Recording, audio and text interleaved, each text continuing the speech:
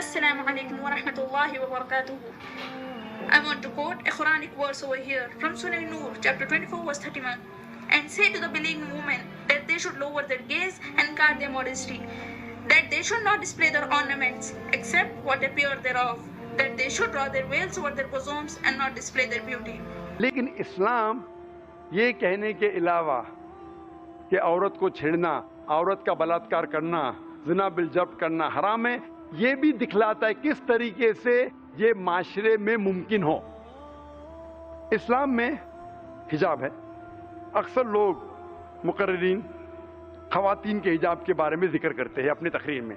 اللہ سبحانہ و تعالیٰ قرآن مجید میں پہلے ذکر کرتے ہیں مرد کے حجاب کے بارے میں، پھر کرتے ہیں عورت کے بارے میں۔ اللہ تعالیٰ فرماتے ہیں سورہ نور میں سورہ نمبر 24 آیت نمبر 30 میں کہ اے مومن، جب بھی آپ کوئی خاتون کو دیکھیں گے، کوئی عورت یا لڑکی کو دیکھیں گے، اگر آپ کا دماغ بھٹکتا ہے فوراً اپنی نظر نیچے کرو۔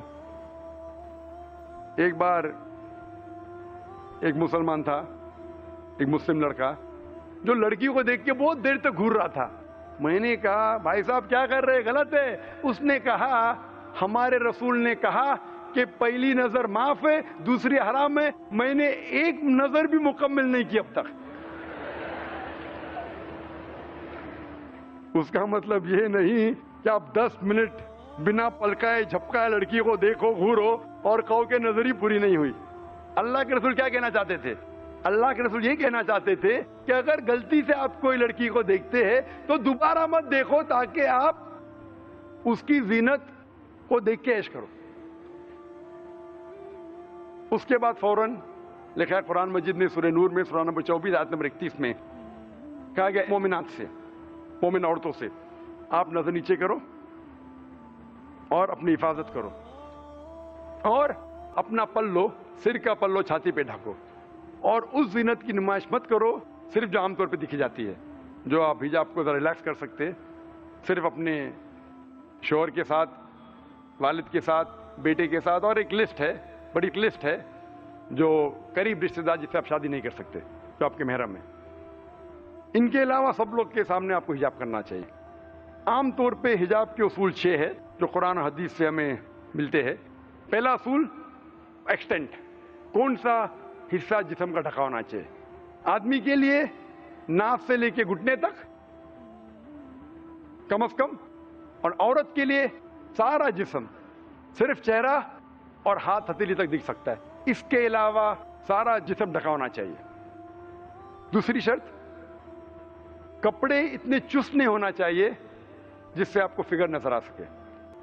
تیسری شرط، کپڑے خفیف پتلے نہیں ہونا چاہیے، ٹرانسپیرنٹ، جس کے تھرو آپ دیکھ سکے۔ چوتھی، کپڑے اتنے بھڑکیلی نہیں ہونا چاہیے جس سے دوسرا جنس متاثر ہو۔ پانچویں شرط، کپڑے دوسرے جنس کے نہیں ہونا چاہیے، عورت مرد کے کپڑے نہیں پہننا چاہیے، مرد عورت کے نہیں پہننا چاہیے۔ اور چھٹی شرط، کپڑے دوسرے مذاہب کی نشانی نہیں ہونا چاہیے۔ یہ 6 شرطیں۔ اور اللہ تعالیٰ فرماتے سورہ احزاب میں سورہ نمبر 33 آیت نمبر 59 میں کہ اے رسول کہہ دو اپنی بیویوں سے، اپنی بیٹیوں سے اور مومن عورتوں سے کہ جب بھی وہ باہر جائے وہ جلباب پہنے، تاکہ لوگ اسے پہچان سکے اور لوگ انہیں نہ چھیڑے۔ قرآن میں لکھا گیا ہے کہ اللہ تعالیٰ نے حجاب فرمایا ہے خواتین کے لیے، جلباب، جلباب مطلب ایک اوور کوٹ، تاکہ لوگ انہیں پہچان سکے اور انہیں نہ چھیڑے۔ میں آپ کو سوال پوچھنا چاہتا ہوں، اگر 2 بہنیں تو یکساں ہے، ٹوئنز ہے، جڑواں بہنیں یکساں دکھتی ہے، دونوں خوبصورت ہے، یکساں خوبصورت ہے، جڑواں ہے، اور دونوں اگر بمبئی کی سڑک پہ چل رہے، مثال کے طور پہ پیڈر روڈ کے اوپر، اور ایک بہن پہنتی ہے اسلامک حجاب، سارا شریر ڈھکا ہوا، صرف چہرہ اور ہاتھ ہتھیلی تک دکھ رہے ہیں، اور دوسری بہن پہنتی ہے ویسٹرن کلوتھز، منیز، شارٹ اسکرٹ اور شارٹ منی، اور دونوں بہنیں چل رہے پیڈر روڈ کے اوپر، اور کونے پہ ایک لفنگا ٹھہر رہا ہے کوئی لڑکی کو چھیڑنے کے لیے۔ میں آپ سے پوچھنا چاہتا ہوں کون سی لڑکی کو چھیڑیں گا، کون سی بہن کو چھیڑیں گا؟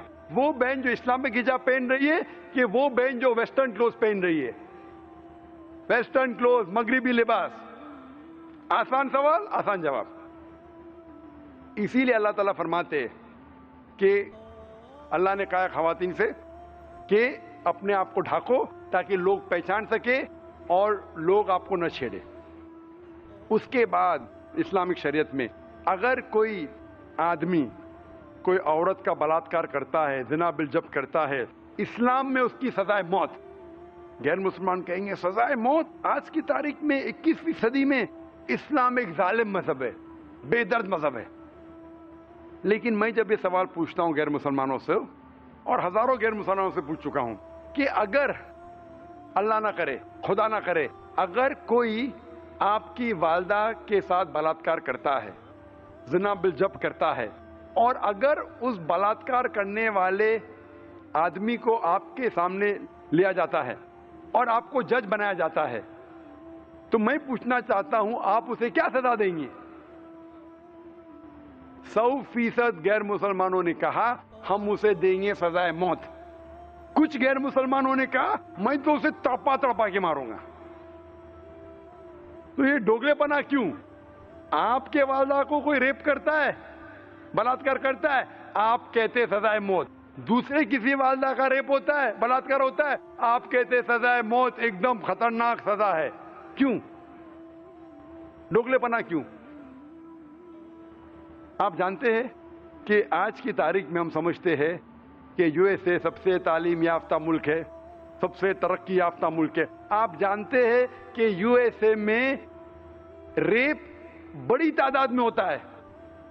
According to F B I statistics of 1990، F B I statistics سن 1990 میں کہتے ہیں اسٹیٹسٹکس کہ ہر روز 1756 ریپ ہو چکے ہیں. اگر 1996 کی اسٹیٹسٹکس کے حساب سے، نیشنل کرائم انویسٹیگیشن بیورو کے حساب سے، U S department of justice, وہ اسٹیٹسٹکس کہتی ہے کہ ہر روز 2713 بلاತ್ಕಾರ ہوئے on average in U S A.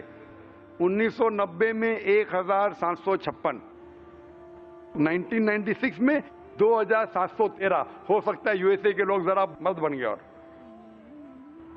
ابھی 2008 کی اسٹیٹسٹکس کہتی ہے investigation crime victimization bureau reported 1,25,910. سب رپورٹ نہیں ہوتے. 1990 میں رپورٹ 16%. اگر ملٹیپلائی کریں گے وہ بھی تعداد ہو جاتی ہے ہر روز 2000 سے زیادہ ریپ. امریکن اسٹیٹسٹکس کہتی ہے ہر 32 سیکنڈ میں ایک بلاತ್ಕಾರ، ایک ریپ ہو رہا ہے یو ایس اے میں. میں یہاں تقریر 2 گھنٹے سے کر رہا ہوں، اس 2 گھنٹے میں 200 سے زیادہ ریپ ہو چکے ہیں یو ایس اے میں. میں آپ سے پوچھنا چاہتا ہوں کہ اگر ہم اسلامک شریعت یو ایس اے میں نافذ کریں، ہر مرد کوئی لڑکی کو دیکھتا ہے اسے نظر نیچے کرنا چاہیے، ہر خواتین حجاب میں ہو، سارا جسم ڈھکا ہونا چاہیے، صرف چہرہ یا ہاتھ دکھ سکتا ہے. اس کے بعد اگر کوئی مرد کوئی عورت کا بلاತ್ಕಾರ کرتا ہے، ریپ کرتا ہے، سزائے موت. میں پوچھنا چاہتا ہوں کہ یو ایس اے میں ریپ کی تعداد، بلاತ್ಕಾರ کی تعداد بڑھیں گی، وہیں کے وہیں رہیں گی یا گھٹیں گی؟ گھٹیں گی. آپ اسلامک شریعت نافذ کرو، فوراً رزلٹس. اسی لیے سارے دنیا میں اگر کوئی دیش ہے، اگر کوئی ملک ہے جہاں سب سے کم ریپ ہے، بلاತ್ಕಾರ ہے، وہ سعودی عربیہ. آپ اسلام کی شریعت کو نافذ کرو، فوراً رزلٹس ملیں گا.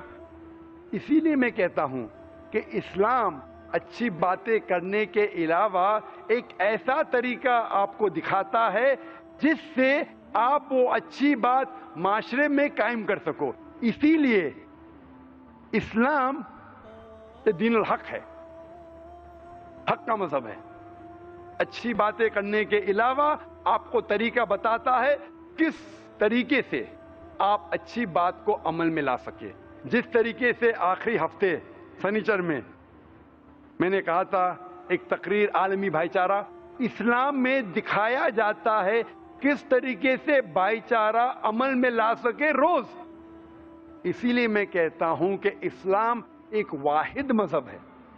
اللہ تعالیٰ فرماتے ہیں قرآن مجید میں سورہ عمران میں سورہ نمبر 3 آیت نمبر 19 ان الدین عند اللہ الاسلام. اگر کوئی مذہب صحیح ہے اللہ کے نظر وہ صرف اسلام ہے. اپنی خواہش اللہ کے حساب سے